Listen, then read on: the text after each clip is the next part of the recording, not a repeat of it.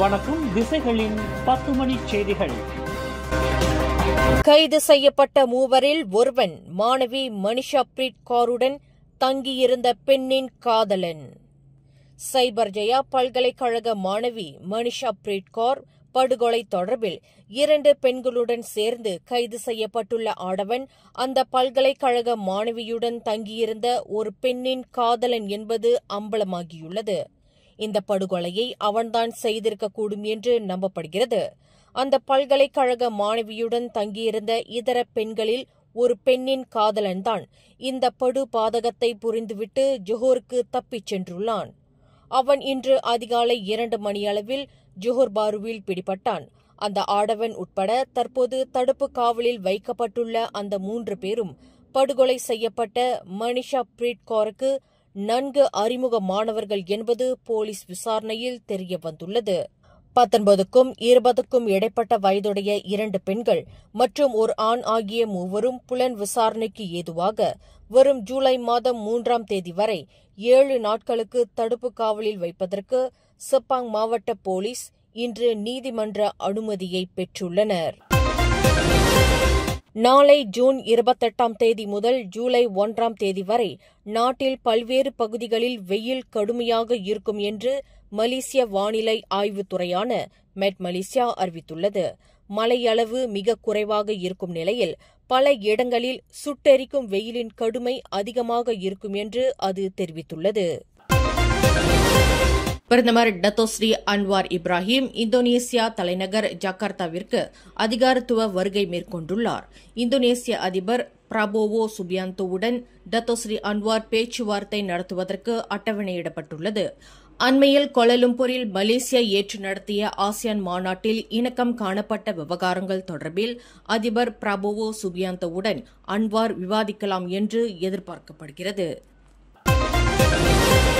அண்மையில் கோலாலம்பூரில் செராஸ் மற்றும் பிரிக்ஃபீல்ட்ஸ் ஆகிய 2 பகுதிகளில் நிகழ்ந்த துப்பாக்கிச் சூட்டு சம்பவங்களுக்கு தீர்வு காண்பதற்கு புக்கிடாமான் போலீஸ் தலைமையகத்தின் குற்ற புலனாய்வுத் துறையுடன் கோலாலம்பூர் போலீசார் அணுக்கமான ஒத்துழைத்து வருவதாக அதன் துணைத் தலைவர் டத்தோ முகமது யூசுப் ஜான் முகமது தெரிவித்தார். இந்த 2 துப்பாக்கி சூட்டு சம்பவங்கள் தொடர்பில் புலன் விசாரணைக்கு ஏதுவாக தொடர்ச்சியாக சில ஒருங்கிணைப்பு கூட்டங்கள் கோலாலம்பூர் போலீசாருக்கும் புக்கிடாமான் போலீஸ் தலைமையகத்திற்கும் இடையில் நடைபெற்றுள்ளதாக அவர் குறிப்பிட்டார். இதுவரையில் எந்தவொரு சந்தேக பேர்வழியும் கைது செய்யப்படவில்லை என்பதையும் அவர் தெளிவுபடுத்தினார். ஸ்லாங்கூரில் உள்ள 7 அணைகளிலும் நீர்மட்டம் 95 விழுக்காட்டுக்கும் அதிகமாக உள்ளது.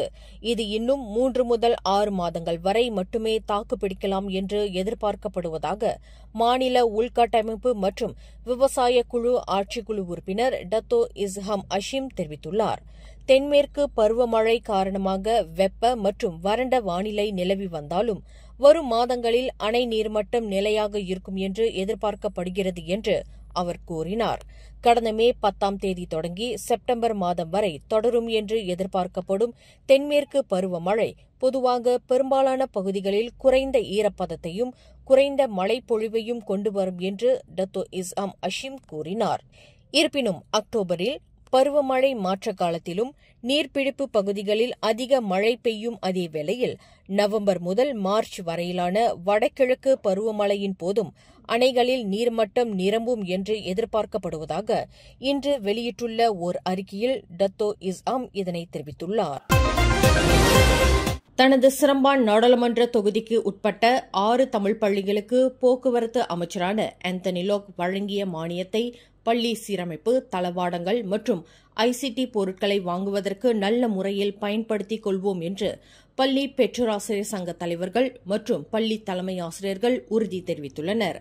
இன்று சிரம்பான் லோபாக் தமிழ் பள்ளி மண்டபத்தில் சிரம்பான் நாடாளுமன்ற தொகுதிக்கு உட்பட 6 தமிழ் பள்ளிகளுக்கு கிட்டத்தட்ட 4 லட்சம் ரிங்கேட் மானியத்தை அதன் நாடாளுமன்ற உறுப்பினர் ஆந்தனி லோக்கிடமிருந்து பெற்றுக்கொண்ட அவர்கள் இந்த மானியத்தை நல்ல முறையில் பயன்படுத்திக் கொள்ளப் போவதாக தெரிவித்தனர். லெங்கேங் தோட்ட தமிழ் பள்ளி சார்பில் 33,460 ரிங்கேட் மானியத்தை பள்ளி பெற்றோர் ஆசிரியர் சங்க தலைவர் கே உதயகுமரன் பெற்றுக்கொண்டார். என்னுடைய தலைமை ஆசிரியர் பெயர் சரஸ்வதி தேவி அவர்கள். இந்த பணம் 33,000 வெள்ளி நம்மளுக்கு கிடச்சது. இது 2வது பிஆர்டி கிடச்சிருக்கு. முதல் தவணை 47,000 வெள்ளி கிடச்சி இந்த தவணை 33,000 வெள்ளி கொஞ்சம் கூட கிடச்சிருக்கு. ஸோ இது வந்து பிள்ளைகளுக்காக, பிள்ளைகளுக்காக இந்த பொருட்கள் வாங்குறதுக்காக இது கொடுக்கப்பட்ட பணம். இதை வந்து நாங்கள் வந்து சிறப்பான முறையில் போன வருஷம் நாங்கள் வந்து இந்த 47,000 வெள்ளியும் சிறப்பான முறையில் வந்து செய்து இந்த எங்களுடைய எல்லாத்தையும் சப்மிட் பண்ணிட்டோம். அதனால எங்களுக்கு 2வது தரையை இந்த காசு எங்களுக்கு கொடுத்துருக்காங்க. இவ்வேளையில் சிரம்பான் நாடாளுமன்ற உறுப்பினர் ஆந்தனி லாக், நீலாய் சட்டமன்ற உறுப்பினர் அருள்குமார் மற்றும் முன்னாள் தலைமை ஆசிரியர் சரவணன் ஆகியோருக்கு நன்றி தெரிவித்துக் கொள்வதாக உதயகுமரன் தெரிவித்தார். லோபாக் தமிழ் பள்ளி சார்பில் 86,280 ரிங்கேட் மானியத்தை பெற்றுக்கொண்ட அப்பள்ளியின் பெற்றோர் ஆசிரியர் சங்க தலைவர் சத்யசீலன் திருமலைசாமி கூறுகையில், இந்த நிதியை மாணவர்களின் வளர்ச்சிக்கும் பள்ளி கட்டட சீரமைப்புக்கும் பயன்படுத்திக் கொள்ளப் போவதாக குறிப்பிட்டார். இன்று நம்முடைய பள்ளியில் வந்து 6 பள்ளிகளுக்கு வந்து காசோலை வழங்கியிருக்காங்க. நம்முடைய வைபி ஆந்தனி லாக் அவர்களுக்கு மனமார்ந்த நன்றி. அதோடு சேர்த்து வைபி அருள்குமார் அவர்களும் நமக்கு ஏற்கனவே ஒரு 15,000 ரிங்கேட் வழங்கியிருக்காங்க. வைபி ஆந்தனி லாக் பார்த்தீங்கன்னா நம்மளுக்கு 86,280 ரிங்கேட் நம்மளுக்கு வழங்கப்பட்டது. இது பள்ளி மாணவர்களுடைய வளர்ச்சிக்கும் பள்ளியின் கட்டட சீரமைப்புக்கும், முக்கியமாக ஆசிரியர்களுக்கு மேசை, ஆனால் ஆசிரியர்களுடைய சலுகையை நம்ம பார்க்கணும் இல்லையா, அதற்காக அவர்களுக்கும் இந்த சலுகை கொடுப்பதற்காக இந்த நம்ம பணம் கேட்டிருந்தோம். அது இன்று வந்து நமக்கு வழங்கியதில் ரொம்ப மகிழ்ச்சி அடைகிறோம். பாஜாம் துன் சம்பந்தன் தமிழ் பள்ளி சார்பில் 69,467 ரிங்கேட் மானியத்தை பள்ளி பெற்றோராசிரியர் சங்க தலைவருடன் இணைந்து பெற்றுக்கொண்ட பள்ளி தலைமை ஆசிரியர் ரவிக்குமார் கூறுகையில், இந்த நிதி மூலம் பள்ளியின் ஐசிடி அறையை மேம்படுத்திக் கொள்ள முடியும் என்றார். எங்களுக்கு கிடைத்த நிதி பார்த்தீங்கன்னா ஏறக்குறைய 69,467 ரிங்கேட். இந்த நிதி வந்து எங்களுக்கு எதுக்கு தேவைப்படுதுன்னு பார்த்தீங்கன்னா, என்னோட ஐசி திரும்ப வந்து அப்கிரேட் பண்ணுறதுக்காக. ஸோ பள்ளிக்கூடம் வந்து பல ஆண்டுகளாக இங்கே வந்தால் கூட ஒரு சில வசதிகள் குறைவாக தான் இருக்குது. ஸோ எங்களுடைய பிஐபிஜி கூட சேர்ந்து இந்த அப்ளிகேஷன் செய்தோம்.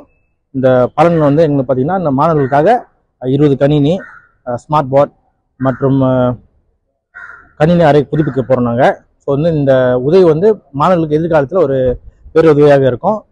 நீலாய் தமிழ் பள்ளி சார்பில் 66,415 ரிங்கிட் மானியத்தை பெற்றுக்கொண்ட பள்ளி பெற்றோராசிரியர் சங்க துணைத் தலைவர் தவசீலன் கூறுகையில், பள்ளியில் ஐசிடி மேம்பாட்டுக்கு பயன்படுத்திக் கொள்ளப்படும் என்றார்.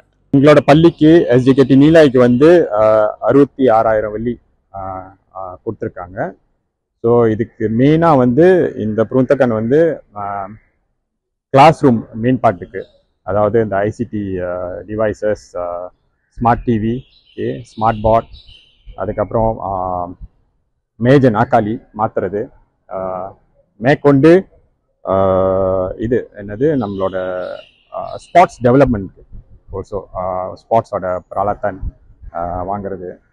ஸோ இந்த வாட்டி இந்த புருந்துக்கன் வந்து நாங்கள் கேட்டிருந்தோம். எவ்வளோ தொகை கேட்டிருக்குமோ அந்த தொகையை வந்து அப்ரூவ் பண்ணி இன்னைக்கு நம்மளுக்கு அந்த செக்கை வந்து கொடுத்துருக்காங்க. இந்த மானியம் வாங்கும் நிகழ்வில் நீலாய் சட்டமன்ற உறுப்பினர் ஜே அருள்குமார், லோபா சட்டமன்ற உறுப்பினர் சு சேயோங் மற்றும் 6 பள்ளிகளின் பிரதிநிதிகள் கலந்து கொண்டு சிறப்பித்தனர். வரும் ஜூலை மாதம் 1ஆம் தேதி முதல் SST எனப்படும் விற்பனை சேவை வரி அமலுக்கு வருகிறது. மென்ரின் ஆரஞ்சு பழங்கள் மற்றும் பேரிச்சம் பழங்கள் ஆகியவற்றுக்கு SST வரி விலக்களிப்பு வழங்கப்படுவதாக நிதி அமைச்சு அறிவித்துள்ளது. இறக்குமதி செய்யப்படும் ஆரஞ்சு மற்றும் ஆப்பிள் பழங்களுக்கு SST வரி விதிக்கப்படாது என்று பிரதமர் டத்தோஸ்ரீ அன்வார் இப்ராஹிம் கடந்த புதன்கிழமை அறிவித்ததைத் தொடர்ந்து மென்ரின் ஆரஞ்சு மற்றும் பேரிச்சம் பழங்களுக்கு விலக்களிப்பு வழங்கப்படுவதாக நிதி அமைச்சு தெரிவித்துள்ளது. 2025ஆம் ஆண்டுக்கான மலேசிய பொருட்களை வாங்கும் பிரச்சாரம் தீவிரமாக முடுக்கிவிடப்படும் என்று உள்நாட்டு வாணிபம் மற்றும் வாழ்க்கை செலவின அமைச்சர் டத்தோ அர்மிசான் முகமது அலி தெரிவித்துள்ளார். உள்ளூரைச் சேர்ந்த சிறு குறு நடுத்தர வர்க்கத்தில் ஈடுபட்டுள்ள தொழில் முனைவர்கள் தாங்கள் தயாரிக்கும் மலேசிய பொருட்களின் விற்பனைக்கான சந்தை வாய்ப்பை விரிவுபடுத்திக் கொள்ள உதவும் பொருட்டு இப்பிரச்சாரம் தீவிரப்படுத்தப்படும் என்று டத்தோ அர்மிசான் குறிப்பிட்டார். இந்த பிரச்சாரம் வெற்றி பெறுவதற்கு பல தரப்பட்ட அமைச்சுகள் மற்றும் அரசாங்க ஏஜென்சிகள் தத்தம் வியூக முறைக்கு ஏற்ப உள்ளூர் பொருளாதாரத்தை பலப்படுத்த உதவ முடியும் என்று அவர் ஆலோசனை கூறினார். முகநூலில் அறிமுகமான ஆடவருடன் லவ் ஸ்கேமில் சிக்கிய 45 வயது பெண் நிர்வாகி ஒருவர் 3 லட்சம் ரிங்கெட்டை இழந்ததாக புகார் அளிக்கப்பட்டுள்ளது. கடந்த ஆண்டு முகநூலில் அறிமுகமான ரிச்சர்ட் மிங் லீ என்ற ஆடவருடன் காதல் வயப்பட்டு அந்த மாது 3 லட்சம் ரிங்கெட்டை பறிகொடுத்த பின்னரே தாம் லவ் ஸ்கேம் மோசடியில் சிக்கி மோசம் போனதை உணர்ந்துள்ளார் என்று பினாங்கு மாநில போலீஸ் துணைத் தலைவர் டத்தோ முகமது அல்வி ஜைனால் அபிடின் தெரிவித்தார். அந்த நபர் தன்னை அமெரிக்காவில் வசிக்கும் தொழில்நுட்ப முனைவர் என்று கூறிக்கொண்டதால் அந்த நபருடன் காதல் தொடர்பு கொண்டுள்ளார். எனினும் அந்த நபரின் கணக்கு முடக்கப்பட்டு விட்டதாக அவர் கூறிய பொய்யுரையின் பின்னணியை ஆராயாமல் அவரின் வங்கிக் கணக்கிற்கு அந்த மாது பணத்தை பட்டுவாடா செய்ததாக தனது போலீஸ் புகாரில் குறிப்பிட்டுள்ளார் என்று டத்தோ முகமது அல்வி குறிப்பிட்டார். தனது 9 மாத பெண் குழந்தையை கொன்ற குற்றத்திற்காக முன்னாள் அரசாங்க ஊழியர் ஒருவருக்கு கூட்டரசு நீதிமன்றம் 30 ஆண்டு சிறை தண்டனை விதித்தது. கோத்தா கினபாலுவில் நடைபெற்ற அமர்வில் 3 அடங்கிய நீதிபதிகள் குழுவிற்கு தலைமையேற்ற மலாயா தலைமை நீதிபதி அஸ்னா அஷிம் அந்த நபருக்கு எதிரான குற்றச்சாட்டை நிரூபிப்பதில் புராசிகியூஷன் தரப்பு வெற்றி கண்டுள்ளதாக தீர்ப்பில் தெரிவித்தார். மைடின் இப்னு அஷிம் என்ற அந்த நபர் அந்த குழந்தைக்கு கடும் காயங்களை விளைவித்து நோக்கத்துடன் இந்த கொலையை புரிந்துள்ளார் என்று அவர் தீர்ப்பில் தெரிவித்தார்.